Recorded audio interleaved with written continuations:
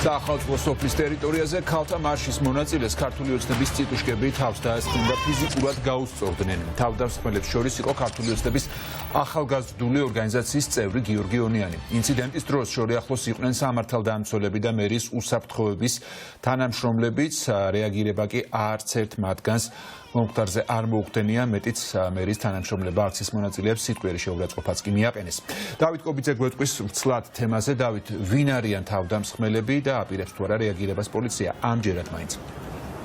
მიშა, პოლიციის რეაგირება გუშინდელ თავდასხმის ინციდენტს ნამდვილად არ მოჰყოლია, მიუხედავად იმისა, რომ საზოგადოების მხრიდანვე მალევე მოხდა პირის იდენტიფიცირება, ვინც ქალთა მარშის მონაწილეს ფიზიკურად გაუსწორდა. სოციალურ ქსელში მალევე მომხდარიდან მალევე გავრცელდა ამ ადამიანის სახელი და გვარი სოციალურ ქსელში. ეს არის გიორგი ონიანი, სავარაუდოდ, როგორც იწერება გუშინ მთელი საღამოს განმავლობაში, ასევე დღესაც სხვადასხვა სოციალურ ქსელში ინტერნეტში ვრცელდება მისი სახელი და გვარი, ასევე იწერება ისიც, რომ ის არის ქართული ოცნების ახალგაზრდული ფრთის წარმომადგენელი და როგორც თავად თვითმხილველები ყვებიან ჩვენთან ინტერვიუში, მათ შორის ის ადამიანიც, ვინც უშუალოდ შეესწრო მომხდარ ინციდენტს გუშინ, ეს ადამიანები ასევე სხვა პირები, რომლებიც იმყოფებოდნენ საშობაო სოფლის მიმდებარე ტერიტორიაზე, წინა დღესაც შეამჩნიეს ირგვლივ ამ მიმდებარე ტერიტორიაზე და წინა დღეებშიც აგრესიულად გამოირჩეოდნენ იქ მყოფი მოქალაქეების მიმართ. რაც შეეხება გუშინდელ ინციდენტს, მას შემდეგ, რაც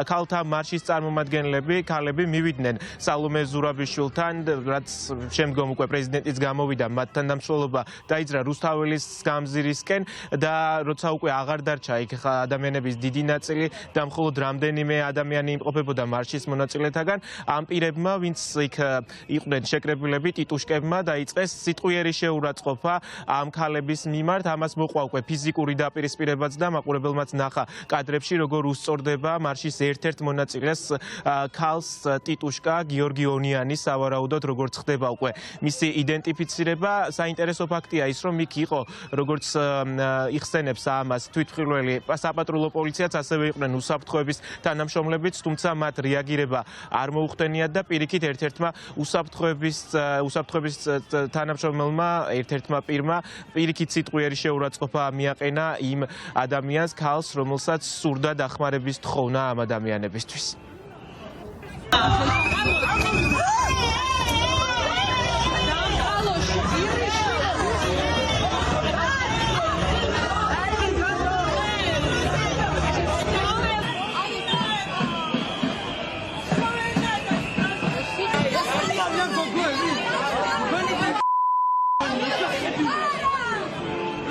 მათი ასაკიც მგონია, რომ ძალიან პატარა არის, სადღაც 18-დან 19 წლამდე და რამდენიმე დღის წინ ერთ-ერთთანაც მქონდა ნამდვილად შელაპარაკება სიტყვიერი შეურაცხყოფის გამო, მიუტრიალდი და უბრალოდ ვკითხე თუ მზრდილობა საერთოდ დაეკარგა და იდგნენ, ესე უბრალოდ იდგნენ და იგინებოდნენ ძალიან ესე პირდაპირი მიმართულებიც.